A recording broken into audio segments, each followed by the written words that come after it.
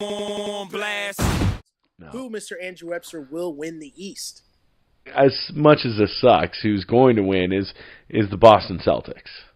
Okay. Not only did they getting Gordon Hayward back this year. Whatever you think about Gordon Hayward as a basketball player and where he stands, as where he ranks in the league or whatever, he's a good basketball player. And the gruesome injury he suffered last year was something that nobody wants to see. But honestly, getting him back is like trading for Gordon Hayward. Yeah. It's like the Sixers thing of getting first-round picks, a year after they play. It's like getting a trade of this guy coming to your team and not losing anything.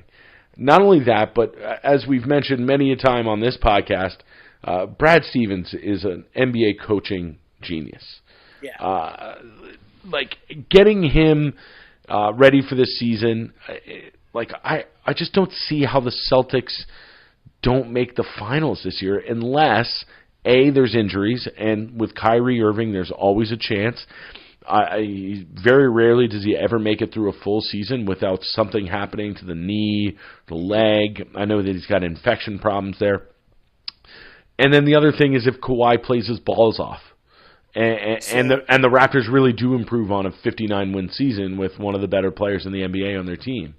Or if, Embiid and Simmons make the complete leap to superstardom. But coming into the season, coming into the first game of the season on Tuesday, I look at Boston, and I just don't see how it doesn't result in an NBA Finals appearance for them. So this is the thing, and I'm going to preface this by saying I am not doing this as being a homer, but I'm saying that the Toronto Raptors are making the NBA Finals. Ooh. And the reason why I'm saying this is because the Toronto Raptors were already a good team. Some would argue that the Toronto Raptors were already built in years past to get to the NBA Finals. They just didn't have the top tier talent to get over, to match up well enough against other teams' best players. Now with Kawhi Leonard, you're going into most series where you can say that you have the best player in the series.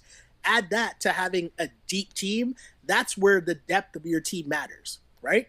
Your depth didn't really matter if your top two isn't that good. Do you understand what I'm saying? Follow me for a second here, right? I do, yeah. The other thing to remember here is that you're replacing Kawhi Leonard, and obviously, yes, this is hinging on a healthy Kawhi Leonard, but you're replacing Kawhi Leonard into a rotation to which we told you here on the Ball on Blast podcast, right? Every year, DeMar DeRozan's numbers went up in the regular season, and you know what? Every year in the playoffs, his numbers went down, and he averaged less than he averaged in the regular season. You're now subbing that out for a Finals MVP in Kawhi Leonard. He's not scared. He's not worried of the moment. He's not shy of the moment. He's ready to go.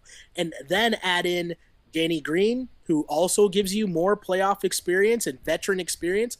You're also hearing things where Danny Green's talking about he hasn't seen Kawhi this engaged and this vocal in huddles, in timeouts, in practices. I know I might be sipping the Kool-Aid of what's going on in the preseason, but to make picks about the NBA Finals, this is what you kind of got to do. And so it's not even just that, but I also have too many issues with the Boston Celtics. Namely, I don't think there's enough minutes to go around for everybody, and I could see that becoming a problem for that team. I just don't know how you can go from relying on Jaylen Brown and Tatum that much to now telling them, okay, you guys got to take a step back.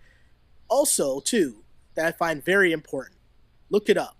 Kyrie Irving has had more seasons where he's been injured than seasons that he's been healthy. So how am I to believe that and just assume that Kyrie Irving's going to be healthy when history tells me that he's injured more than he's healthy? I'm just saying there's question marks around the Boston Celtics. There's question marks about will all these pieces fit?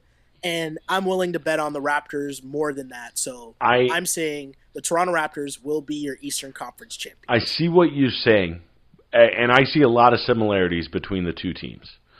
For sure. Of being very deep, of having multiple guys who can score, multiple guys who can do a lot for you. My only thing is that it comes down to the coaching. And if you're giving me a choice between Brad Stevens and Nick Nurse, I'm sure Nick Nurse is going to be a great coach, but a guy in his first year, I don't see him getting the better of a team that's coached by Brad Stevens, especially in a 7-game series. If it does come down to the Raptors and the Celtics in the NBA final or in the Eastern Conference Finals. Now, You know what? who knows? I'll give you that. That's totally true. The coaching advantage definitely goes to the Boston Celtics, right? Definitely. I'll give you that. And who knows? Maybe it'll be Brett Brown against Nick Nurse in the Eastern Conference Finals. And even then, I'd like Brett Brown, even though he didn't coach that well last year in the playoffs. On blast.